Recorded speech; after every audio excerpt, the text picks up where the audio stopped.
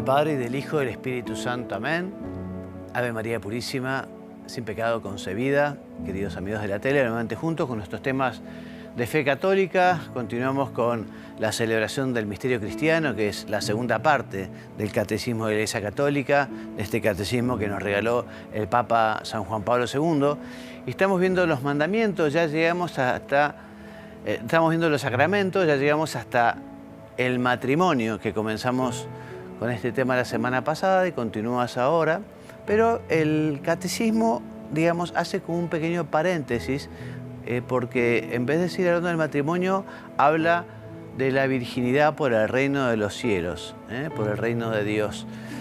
Fundamentalmente me parece a mí porque quiere distinguir también algunas viejas herejías que tomaban al matrimonio como algo de segunda categoría, como, no sé, los gnósticos, por ejemplo, que buscaban esa perfección, digamos, y decía que, en fin, lo material, el matrimonio, por ejemplo, no ayudaba a la espiritualidad.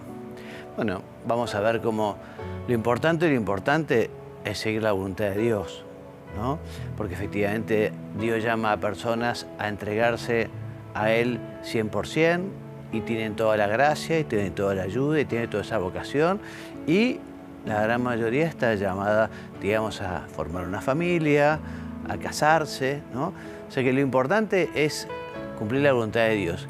¿Cuál va a ser más santo? ¿El que se entregó totalmente a Dios y dejó de lado el matrimonio para dedicarse 100% a Dios, o el casado?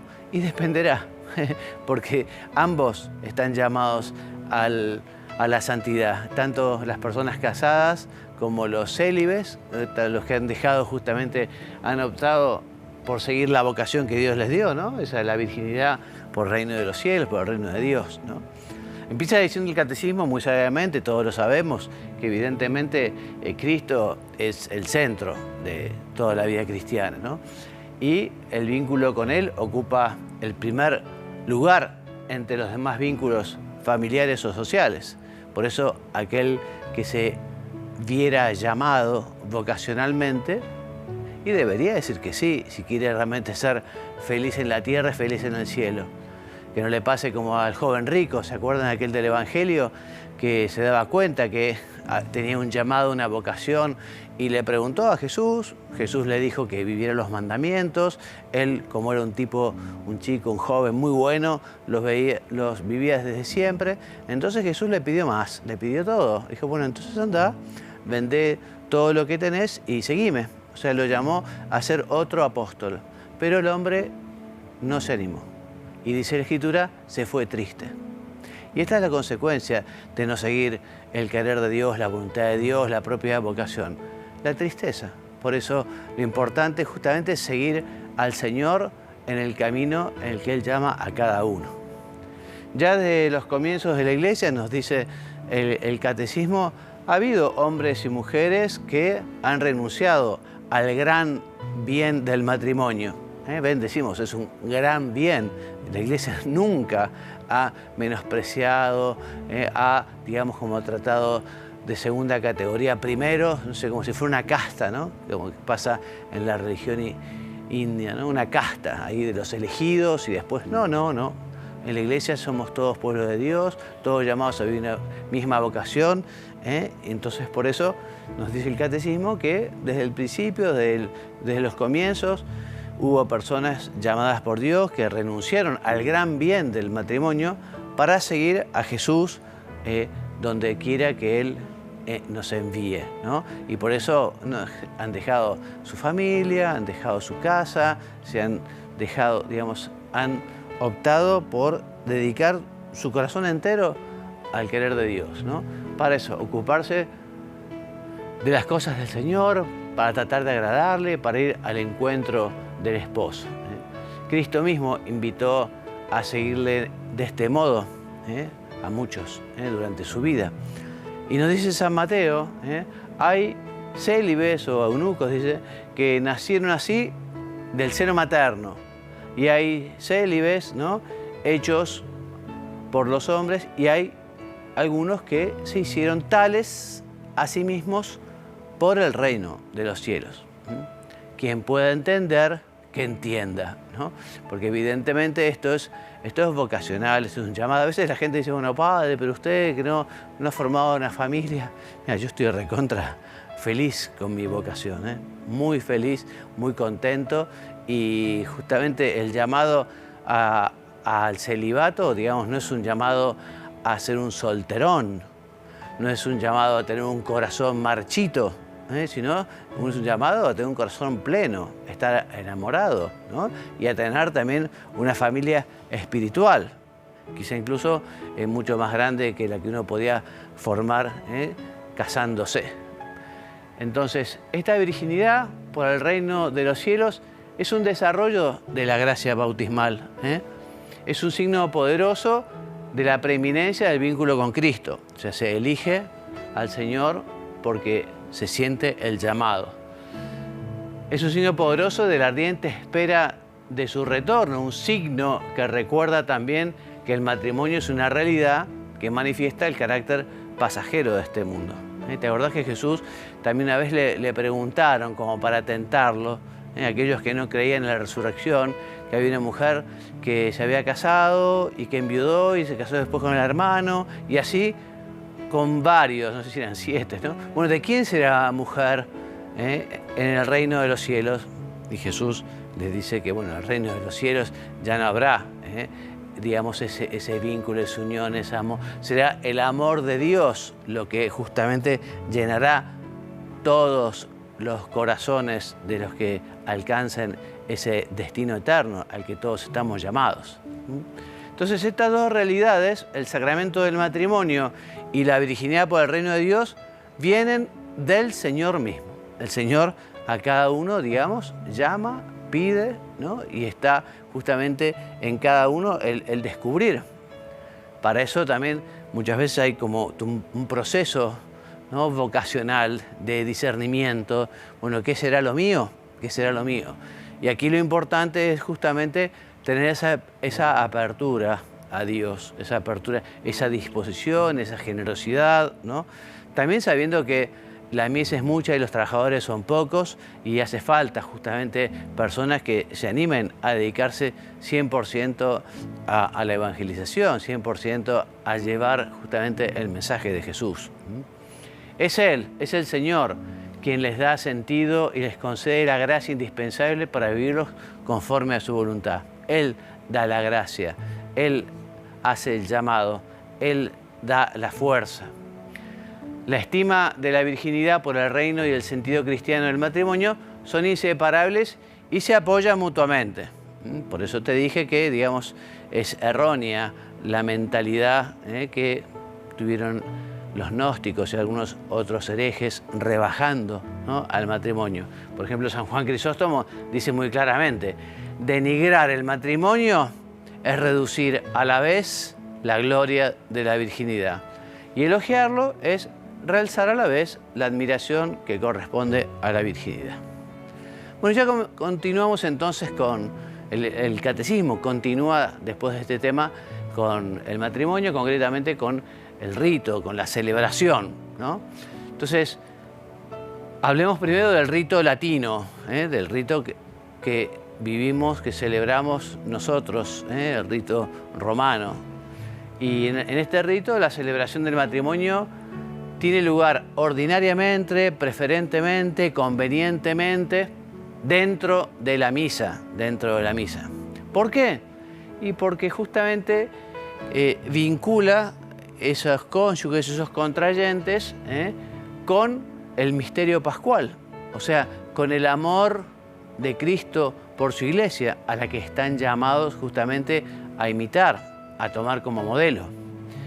En la Eucaristía se realiza el memorial de la nueva alianza, en la que Cristo se unió para siempre a su iglesia, a su esposa, y se entregó por ella. Por eso es conveniente también que los esposos sellen ese consentimiento, ese darse el uno al otro,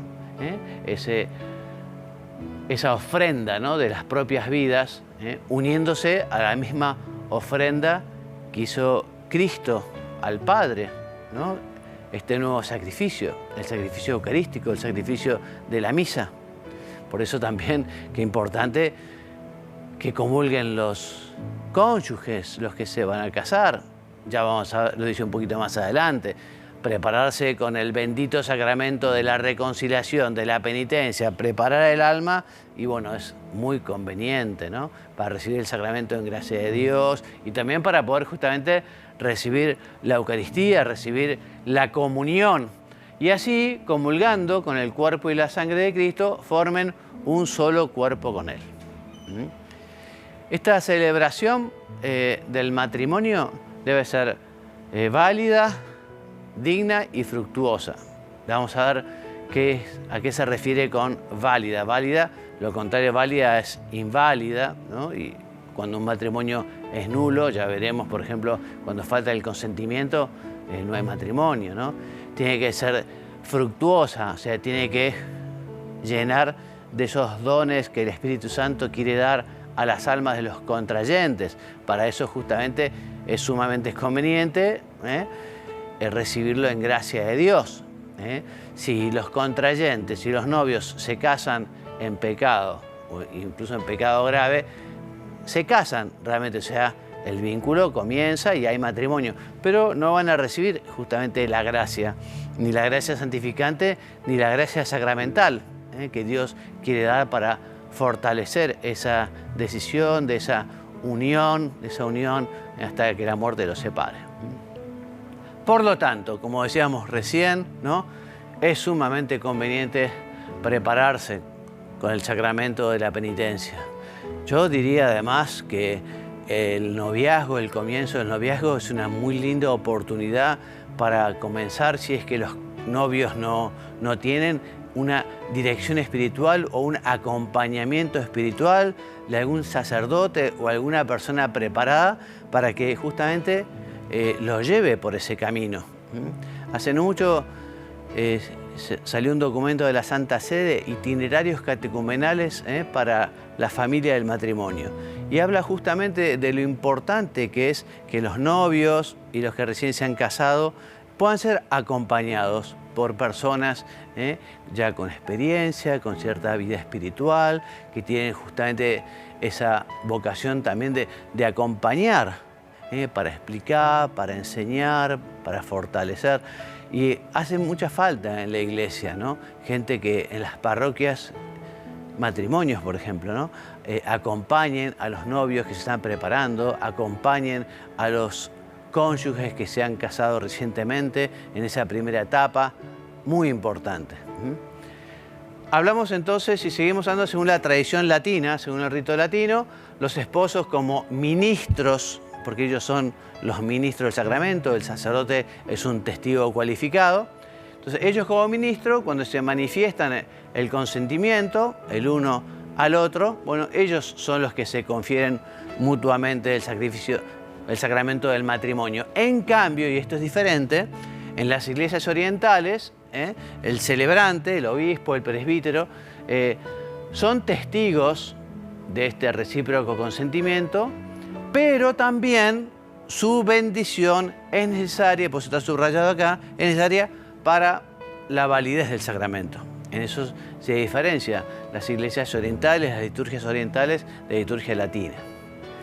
Hay diversas liturgias, o las diversas liturgias son muy ricas en lo que se refiere a las oraciones de bendición, a las epíclesis, o sea, las invocaciones al Espíritu Santo, pidiendo a Dios su gracia, a la bendición de la nueva pareja, especialmente la bendición a la esposa. En la epíclesis, o sea, en la invocación al Espíritu Santo, se pide justamente esa gracia, porque el Espíritu Santo santificador, digamos, es el que dará las gracias a los cónyuges. El Espíritu Santo es el sello de la alianza de los esposos, es la fuente siempre generosa de su amor, es la fuerza que renovará su fidelidad. Bueno, y antes de hablar del consentimiento matrimonial, un tema fundamental, porque si no hay consentimiento no hay matrimonio, vamos al corte y vamos a ver lo que nos dice Monseñor Munilla sobre justamente la celebración del rito del matrimonio. Número 343. ¿Cómo se celebra el sacramento del matrimonio? Dado que el matrimonio constituye a los cónyuges en un estado público de vida en la Iglesia, su celebración litúrgica es pública, en presencia del sacerdote o de un testigo cualificado de la Iglesia y de otros testigos. Bueno, el sacramento del matrimonio nunca es una cosa privada, aunque a veces en la manera en que puede realizarse pueda dar esa impresión, pero hay que intentar tener claro que como el sacramento del matrimonio nos da acceso a un estado de vida pública, debe de ser también públicamente celebrado, no ocultado, no ocultado, ni mucho menos. La forma, sin duda, preferente para la Iglesia de cómo celebrar el sacramento del matrimonio es dentro de la Santa Misa. Es la forma preferente. ¿Por qué? Porque la Santa Misa se celebra la alianza de Cristo con nosotros, que entregó su vida por nosotros. Y entonces el sello de Cristo ayuda a poner el sello del sí con el que los esposos ese día pues manifiestan su amor, ¿no? Es como pedirle a Cristo que el sí de Cristo al Padre sea el sí que sella el sí matrimonial. Y además, cuando en una Santa Misa se comulga con el cuerpo y la sangre de Jesús, comulgar con el cuerpo y la sangre de Jesús, que el esposo y la esposa hayan recibido al mismo Cristo, les ayuda a ser también ellos dos un solo cuerpo y una sola sangre, ¿no? Porque han comulgado a Cristo y están unidos en Cristo. O sea, es el sacramento perfecto, el de la Eucaristía, para celebrar dentro de él el sacramento del matrimonio. Ahora bien, no puede ser también celebrado fuera del sacramento de la Eucaristía, en una celebración de la liturgia de la palabra. Lo importante es que se celebre de una manera, pues para que sea válida, pues, y fructuosa, de una manera digna, con una buena disposición, con una conciencia. Debe también ser celebrado en gracia de Dios, como todo el resto de los sacramentos, obviamente, ¿no? Bueno, en el rito latino, que es el rito mayoritario en la vida de la Iglesia, igual esto a algunos va a sorprender, porque igual alguno lo puede desconocer, y es que son los esposos mismos, según el rito latino, los que son ministros de este sacramento, a diferencia del resto de los sacramentos, ¿no? Pero son los propios esposos los ministros de la gracia de Cristo. Cada esposo es el ministro el que, a través de él, confiere la gracia del sacramento a su cónyuge. Uno es ministro para el otro y el otro es ministro para él. Y entonces hay uno, el sacerdote o el diácono, o puede también, en caso de necesidad, ser un laico el que presida ese sacramento del matrimonio, es testigo. El sacerdote, el que presida la celebración del sacramento del matrimonio, es testigo. Él no es el ministro. Los ministros son los esposos, ¿no? Ellos se confieren mutuamente el sacramento del matrimonio, ¿no? Recibiendo esa gracia de Cristo. Sin embargo, en las liturgias orientales no es así. Es otra tradición, también católicas, pero la tradición es distinta. El ministro del sacramento allí es el sacerdote, quien después de haber realizado el consentimiento, ¿no? Haber escuchado el consentimiento entre los esposos, él corona al esposo y a la esposa, ¿no? Además, en esos ritos orientales al matrimonio se le llama coronación, porque pone una corona que la va cambiando de la cabeza del esposo a la esposa, ¿no? Y esa coronación es el ministro el que la realiza. Bueno, son dos tradiciones, como veis, Luego hay otra serie de... Obviamente el momento clave en el sacramento del matrimonio es el consentimiento matrimonial. Aunque luego haya pues otra serie de signos pues que son complementarios, como son las alianzas, las arras, pero el momento clave es el consentimiento matrimonial. Y añadimos, ¿no?, a esto que también en esas liturgias, tanto sea en la latina como en las orientales, se suelen realizar distintas bendiciones matrimoniales. Bendiciones matrimoniales dentro de las cuales también hay como un momento de epíclesis. Epíclesis se le llama invocación al Espíritu Santo para que descienda sobre los esposos y realice en ellos el don de la comunión con Cristo. para que realice entre el esposo y la esposa esa comunión que tuvo Cristo con su Iglesia. Se invoca al Espíritu Santo para que venga sobre ellos, ¿no? Ese Espíritu Santo es el sello de la alianza de los esposos. El Espíritu Santo sella, ¿no?, con el sí de Cristo. Es fuente del amor para que no se agote nunca.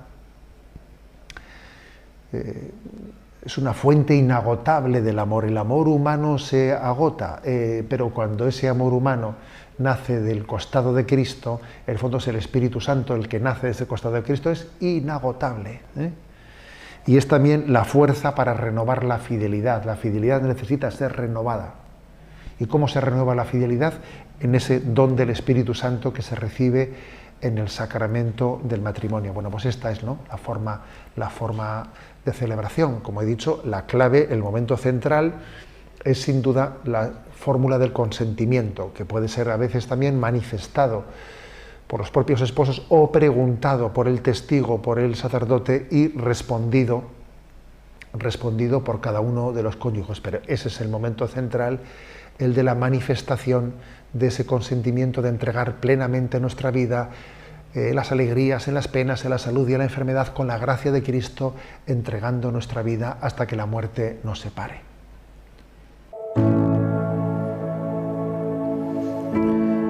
Muy bien, volvemos entonces con el tema del consentimiento y decimos, como afirma el catecismo, que los protagonistas de la alianza matrimonial son un hombre y una mujer bautizados, libres para contraer matrimonio y que expresan así su consentimiento. Ser libre quiere decir no obrar por coacción, no estar obligado, no tener un temor, ¿no?, grave. En fin, son muchos los motivos por el que puede faltar esa libertad, ¿no? Y tampoco estaría impedida por una ley natural, por ejemplo, no sé, ser hermanos de la ley natural, o el padre e hijo en la ley natural, o una ley eclesiástica, que también la Iglesia da algunos requisitos, ¿no? Algunos para la licitud, algunos para la validez, ya veremos. Este intercambio de los consentimientos entre los esposos es el elemento indispensable que hace el matrimonio. Por eso, ¿qué diferencia hay entre una pareja casada y una no casada? O sea, una cosa es estar juntos y otra cosa es haber decidido mutuamente entregarse, cuerpo y alma, en toda su conyugabilidad, en toda su feminidad la mujer, en toda su masculinidad el marido. O sea, una cosa es estar juntos y otra cosa es el compromiso de darse. Eso es el consentimiento, que es necesario, fundamental, porque repetimos, subrayamos y lo recuadramos. Sin el consentimiento no hay matrimonio, ¿no? Por eso a veces puede haber una ficción. Por ejemplo, es nulo un matrimonio en el que dos personas, hombre y mujer, por ejemplo, hacen la farsa, ¿no?, el teatro de un casamiento solo para conseguir un pasaporte o para conseguir una herencia, ¿no? O una persona la engaña a otra para sacarle el consentimiento y casarse por otra cuestión, ¿no? Entonces, realmente tiene que haber consentimiento matrimonial, o sea, deseo de entregarse el uno al otro. O sea, si una persona tiene un consentimiento que no es matrimonial, por ejemplo, dice, bueno, yo me caso, pero con la intención de que mientras haya amor, mientras dure, si conozco otra persona, no voy a mantener mi fidelidad.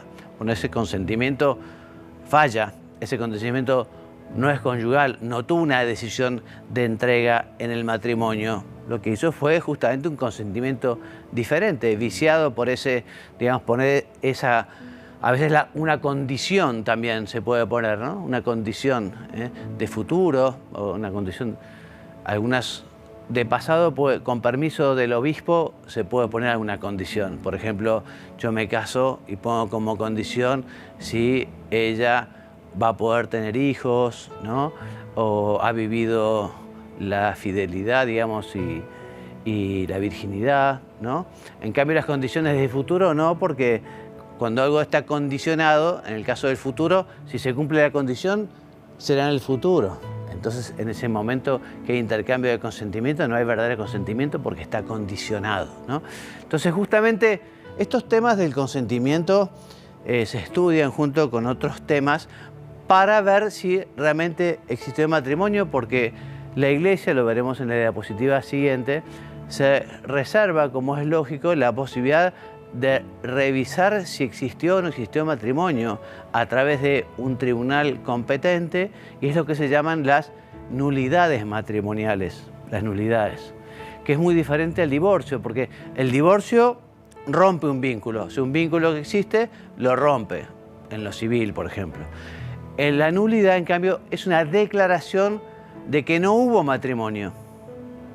Por eso hay que retrotraerse al momento de la celebración y ver si realmente hubo o no hubo. Esa es una declaración de nulidad, ¿no? Por eso es importante los testimonios, no solo de los cónyuges, sino también de testigos que puedan probar que efectivamente no era libre, porque justamente se casó porque el padre la amenazaba, porque quedó la hija esperando familia del novio, entonces le dijo, no, si vos no te casás, te echo de casa y además no sé qué, no sé cuánto. Bueno, puede estar justamente esa libertad dañada por la violencia paterna, ¿no? En fin, entonces la nulidad lo que hace es investigar qué es lo que pasó en el momento del matrimonio. Pero volviendo al consentimiento, justamente yo te recibo como esposa, dice la mujer, yo te recibo como esposo, ¿no? Hay diferentes maneras también de dar el consentimiento. El rito, algunas veces es el mismo sacerdote el que les pregunta, fulana de tal, ¿estás dispuesta a recibir a fulano como esposo y promete serle fiel tanto en la adversidad como en la felicidad y amarse y servir? Hasta que sí, quiero, ¿no? O sea, a veces es el sacerdote el que pregunta, a veces es uno mismo, que dice, yo, fulano, te elijo a vos, fulanita de tal, y te prometo serte fiel, ¿no? Etcétera, etcétera. Hay diversas fórmulas para dar ese consentimiento. Este consentimiento que une a los esposos entre sí encuentra su plenitud en el hecho de que los dos vienen a ser una sola carne, como dice el libro del Génesis, una caro. Y ese consentimiento debe ser un acto de voluntad de cada uno de los contrayentes, que tiene que ser, repito, libre de violencia o de temor grave externo. Ningún poder humano puede reemplazar este consentimiento. O sea, los que se comprometen son los contrayentes, no pueden reemplazar